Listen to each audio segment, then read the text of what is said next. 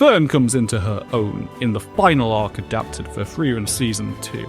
Because there's one big difference between this fight and everything we've had before. What Fern's journey so far has been building towards. It's Fern surpassing her master's teachings and becoming something more. Fern finally makes sense. Like, the word, the actual word. This fight had incredible aura. Look at this with the moon, look at this stuff. This is magical, but so is this. The Season 1 fight and the Season 2 one, they both use the same visual language, the same techniques. Although, there's a pretty key difference. Fern finding her signature technique, and in Frieren, that means the thing her name is a pun on. Yeah, when we get the big payoff moment in Frieren, it's always a pun finally making sense. That's the aura movement, the achievement. The German word makes more sense now. You know, the lyrics kick into the soundtrack. Gohan goes Super Saiyan 2, Midoriya abuses a rewind mechanic. Denji plays rock, paper, scissors, and wins. But in Frieren, that moment is when your name finally fully clicks. It's just puns all the way down. It's also the moment where Fern surpasses Frieren's teachings and becomes something more. She develops this genius fighting style that's built off the character's journey so far. Because it's when Fern comes into her own. I'm going to talk for a little while about why this moment really hits.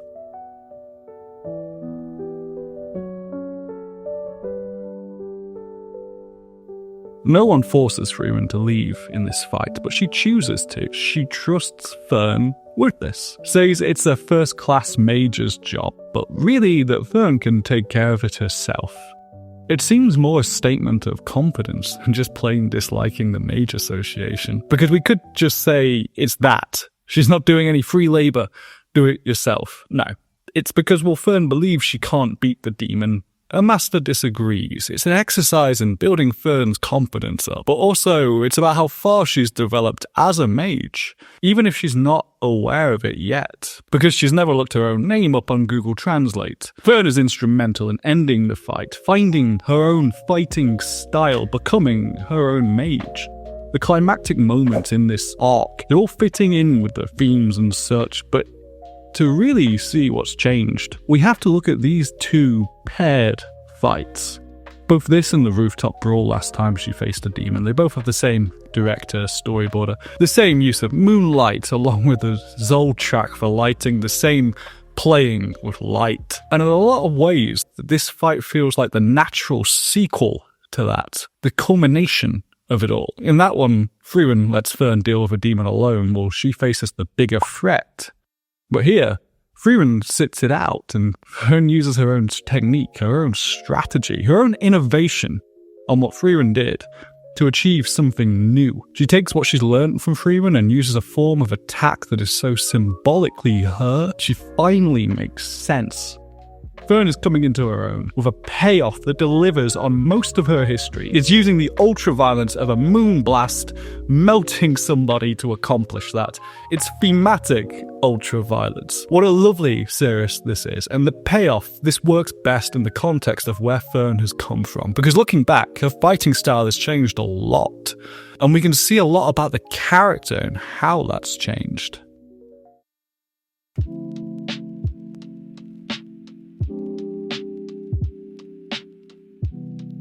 Fern's experience with demons has gone from helping to overwhelm a demon so strong it has to be sealed, to soloing this guy thanks to her machine gun cast time, to defeating two demons that other first-class mages viewed as a poor match. It's growth. It's the extent of Fern's journey under Frieren's tutelage, and even exceeding her in some areas.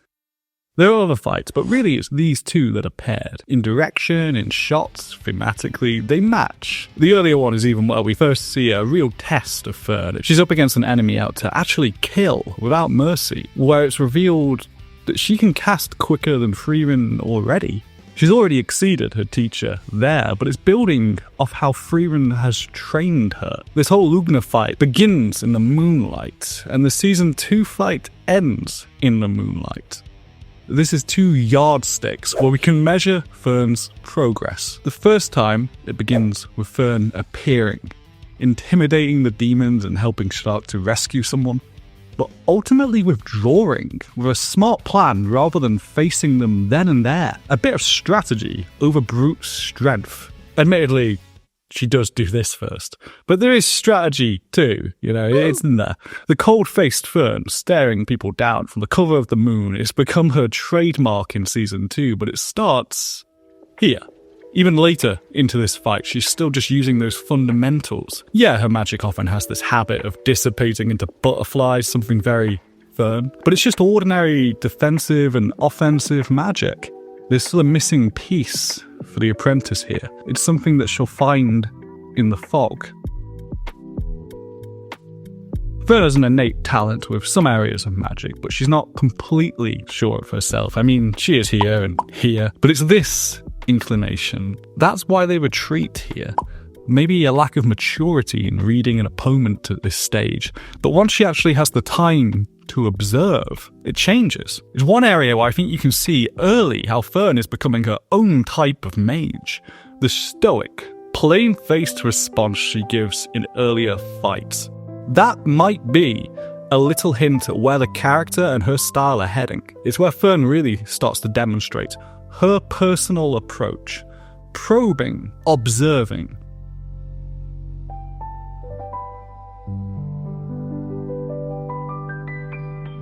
One of the first places where we see Fern come out from under what her master has taught her is as an observer. She's a stoic because she prefers to watch. Yeah, I mean, not like that. I mean, observing until you figure something out. We see it as early as this fight. She identifies that he likes to talk, likes to indulge himself and play with his prey, and uses that to her advantage, even tanking hits without giving much out in information back. It's a genius strategy. It feels odd she's so disconnected from the pain, but it is clever. She gets him stopped at stick point, but is trying to figure her angle out, almost like a reversal of the later one. She hasn't had enough time to figure her opponent out just yet, but she is observing, taking everything in. That's the case in both fights. The lighting before she starts to fight is duller, it's flatter, it's clearly just a little light spreading in from the moon, which is going to pay off once the fighting begins. It reminds me of another sequence. It's not just the lighting and direction that match. In both, she uses her short time to measure a demon up, and this one is to assess what the fog can do, what her options are, narrowing things down, figuring out that with the fog all over the field, like someone cast her arena spell in Yu-Gi-Oh!, this is a bad matchup for her. She's constantly observing and then finding an advantage in all aspects. In the Lugna fight, she thinks back to when she was a little younger with Frieren, and not quite as good at magic yet, and all these areas where age means she won't catch up. Fern fights the monsters because she's already faster than Frieren. By the way, I want to talk about the lighting for a second, with the contrast with the flashback here, where she remembers this, and its colour to the grim dark nightmare. It's similar to the fight in the fog with its stark contrast, the overcast grey cutting out all of the colour, to the brighter light reflecting off the moon, to the dawn when the colour returns. It's this kind of stuff that really elevates the anime. That flashback back in Season 1, it showed us that Fern has found something. Some way she's surpassed her master's training, and the rest of the fight is using that to her advantage. It's the same as what she does here. They represent two different stages of growth. One is applying what her master taught her, and yeah, she's less confident, but she already has the skills. Just from those fundamentals she's learned. In the earlier fight, she analyzes, defends, and analyzes, and ends up winning because she was better than she remembered, faster than she fought. In the second, she does the same, but maybe under a little more pressure. Looking at a situation, using analytical skills to judge it, and figuring out new tactics based on everything she observes. She's getting faster at that. She's having to take less damage to do that. It's less risky, doing something that wasn't expected after observing her opponent, surpassing expectations. And in the folk, that means coming up with impressive new tactics.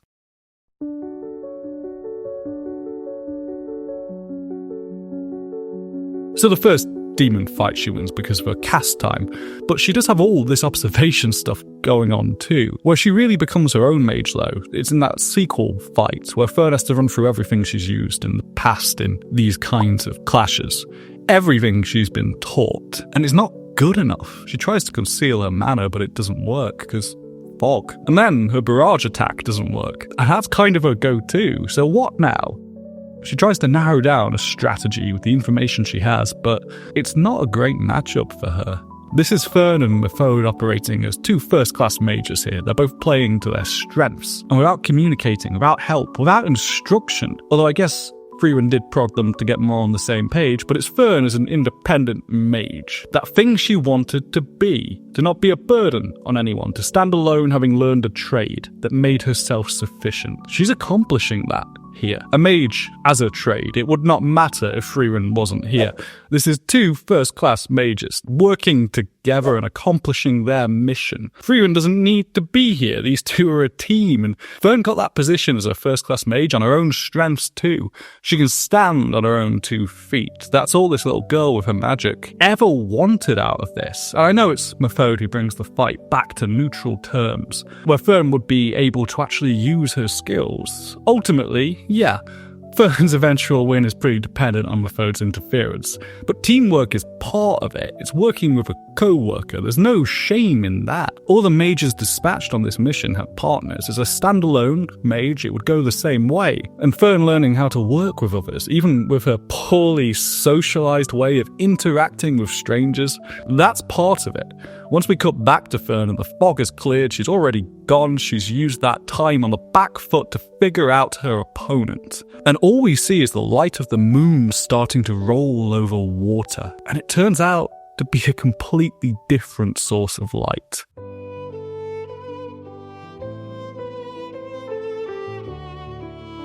This moonshot is amazing. The reflection, the detail and the ripple, the way the Zoltrak comes from the moon, it only works because the earlier shots establishing magic as a source of light, the darkness and grey over the earlier portions of the fight, it's all set up for this moment. Fittingly, it's framed the same as her earlier defeat of a demon, because there, when the defeat was showcasing her strength in spam techniques, here it's demonstrating something far more impressive. She kills both of them. So the sniper move that Fern embraces, it's something she figures out on her own. Frieren doesn't do any prompting, it's taking what she knows are her strengths and synthesizing something new.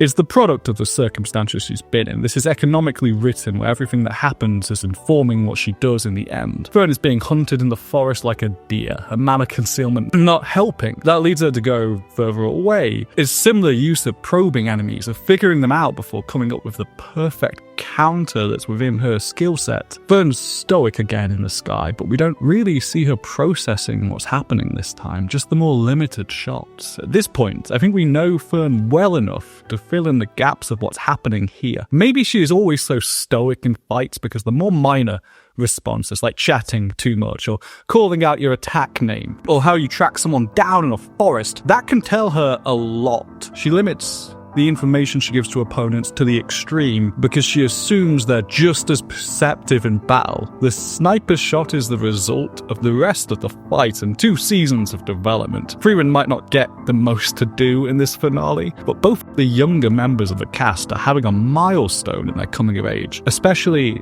as warrior and mage. It's even becoming her go-to, embodying the far in her name, just as much as her avoidant and distant stoic personality, and it becomes their go-to. We see in the fight with the Alolan Vulpix, that dog is reacting fast, he's dodging, it's even messing Stark around. Apparently this Barky boy is better equipped to handle mages and warriors and a ton of higher level demons. In this fight we even get a point of view shot from Sniper Fern, and it's one of Fern's coolest moments. It's happening just in this random fight against a giant dog. Fern's solo tactics are now the party's go-to in some situations. Explosions from magic becoming butterflies. No matter what fight she's in, there always seems to be some lingering visual motifs of butterflies with Fern. Of the metamorphosis, I think in the choreography of her fight, she can read quite a bit into the character's depth. Fern is coming of age. That's the more literal interpretation of her metamorphosis, with the butterflies emerging from the cocoons that are magic, which is pretty much what this is. Fern emerging, transformed as a mage. Hey, thanks for watching. I've been Compy Learn, sub if you want to see more. Hey, cheers.